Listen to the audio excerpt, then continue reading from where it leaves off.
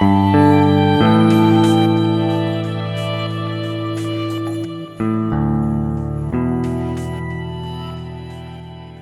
Pascal et Gilles, merci de me recevoir ici dans la galerie du Génie de la Bastille à Paris où vous exposez vos 2 travaux photographiques sous la forme d'un regard croisé. Alors nous allons bien sûr parler de votre expo, mais je crois aussi que sans la formation photo que vous avez faite avec Zoom Up, l'exposition n'aurait pas existé. D'abord, on va commencer par parler de vous, puis ensuite on parlera de la formation que vous avez faite. Est-ce que vous pouvez vous présenter?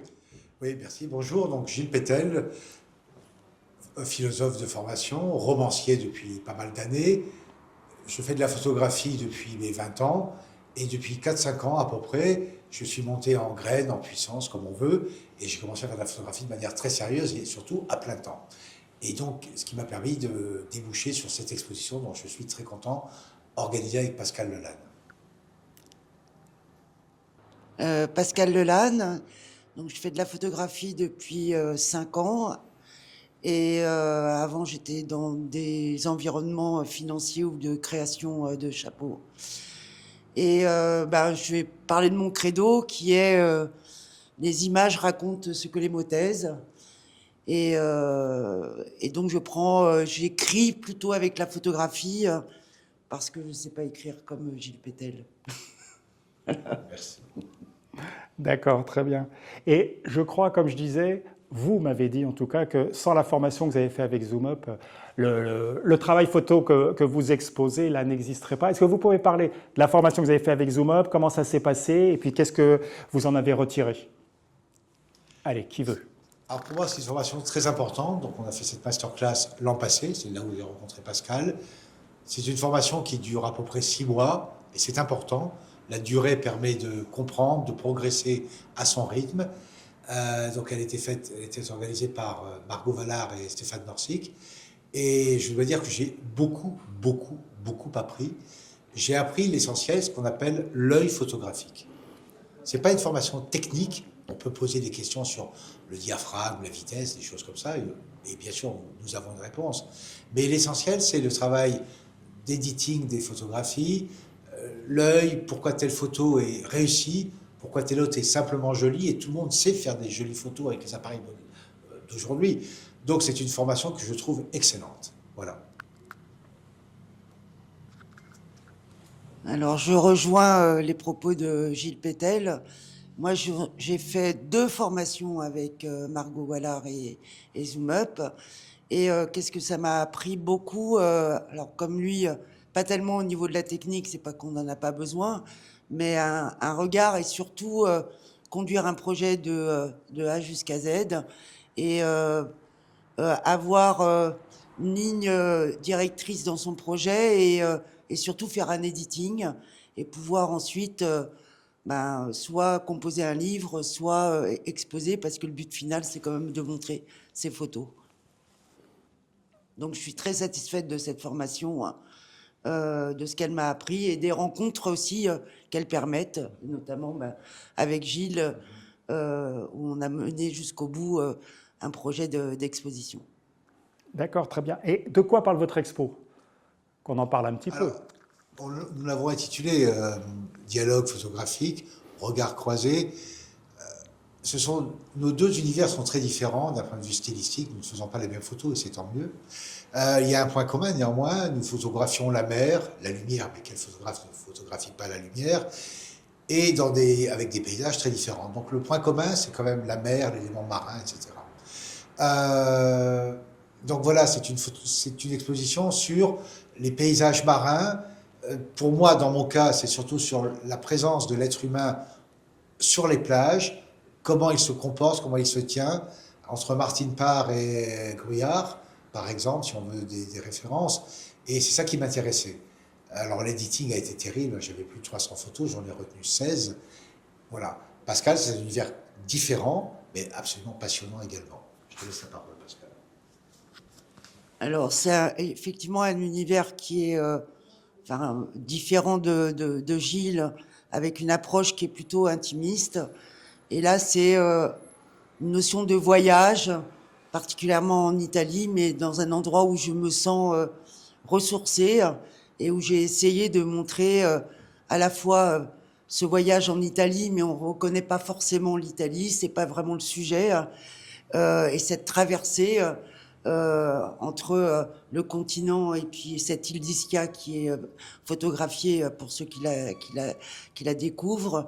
Et puis également, essayer de transmettre mes émotions par la photographie. J'espère y être arrivée.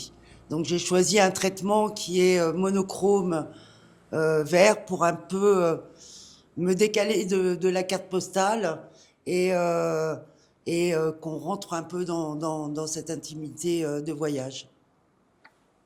D'accord, très bien, merci. Est-ce que vous avez des projets après l'expo? Des projets à venir? Alors, concernant la photographie, j'ai 2 projets en cours. J'ai commencé là, il y a quelques mois déjà, une série sur la rue, la ville de Paris, c'est les rues de Paris, avec toujours pareil, la présence des êtres humains dans la ville, dans la rue. Donc c'est un projet en cours. Et j'en ai un autre que je vais débuter dans 2 mois si tout va bien. Je me rends à Alger pour faire une série sur les Algérois. Voilà. Donc ça, c'est après ce qu'il en viendra, je ne sais pas, mais c'est ce qui est en cours. Oui. Et enfin, j'ai un roman qui doit paraître en avril. Voilà. Ça fait oui, là c'est une année quand même bien chargée. Voilà. C'est ta carte romancier. Voilà. Alors, j'ai plusieurs projets en cours. Un projet qui a du mal à prendre marque parce que c'est des projets de très long terme parce qu'il faut faire des itérations. C'est un projet sur mon père. J'en avais fait un dans le cadre de la première masterclass avec Margot sur ma mère. Parce que tu l'as fait 2 fois la formation. Oui, 2 fois. Ouais.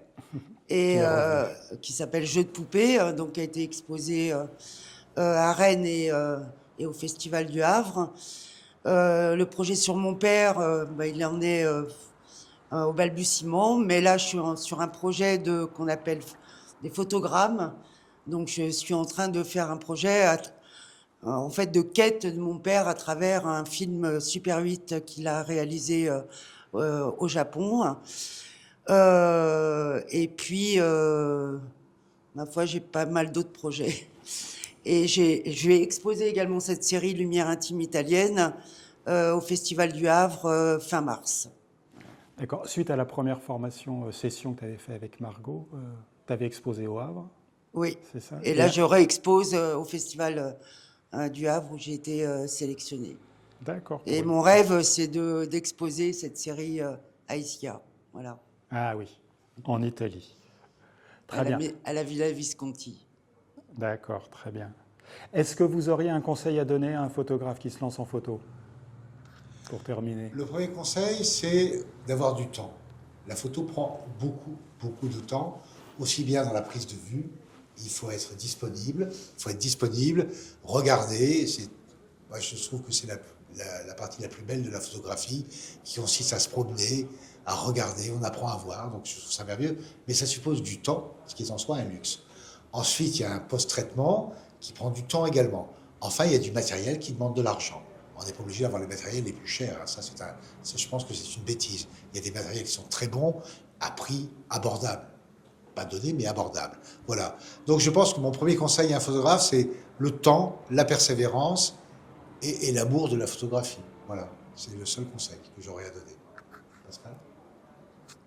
Alors, pour reprendre ce que dit Gilles par rapport au matériel, le conseil que je donnerais, c'est de ne pas acheter d'emblée un matériel très coûteux, parce qu'après, on trouve son style, et le premier appareil photo, c'est pas forcément celui qui correspond au style dans lequel on a envie de travailler. Et l'autre, c'est de prendre beaucoup de photos, d'oser, de tenter et de ne pas avoir peur des photos ratées, parce que les photos ratées nous enseignent également quelque chose et on peut détourner sur les photos ratées. Après, de prendre beaucoup de plaisir et de ne pas suivre les tendances, forcément. Est-ce qu'il y a une question que je ne vous ai pas posée, à laquelle vous auriez envie de répondre? Je pourrais peut-être dire un mot sur le sujet de cette exposition, mes plages. C'est à la fois un sujet qui est lié à mon enfance. Je suis né au bord d'une plage, à Dunkerque. Et quelque part, j'ai voulu, je crois, retrouver le monde de mon enfance dans cette exposition, quoi qu'il n'y ait qu'une seule photo prise à Dunkerque. Et en même temps, j'ai découvert un univers. Ce qui m'a intéressé dans cette série, c'est l'intérêt de faire une série, c'est qu'au fond, on apprend à regarder et on apprend à saisir l'objet que nous voulons montrer. Cet objet ne se montre pas du premier coup. C'est une question de temps. Moi, j'ai passé 2 ans sur ces photos. Et il y en a beaucoup que j'ai laissées de côté. Donc, on apprend à comprendre ce qu'on veut montrer. On ne le sait pas tout de suite. Donc, voilà. Donc, c'est encore un conseil aussi. Prenez du temps. Voilà. Pascal, est-ce qu'il y aurait quelque chose à rajouter dont on n'a pas parlé? Oui, combien de temps prend la réalisation d'une exposition? Alors, Nous, on a mis à peu près 6 mois. Alors, pas 6 mois de manière continue, mais déjà la recherche du bon labo, du bon tireur, de l'encadreur, etc. Ça, c'était un long parcours.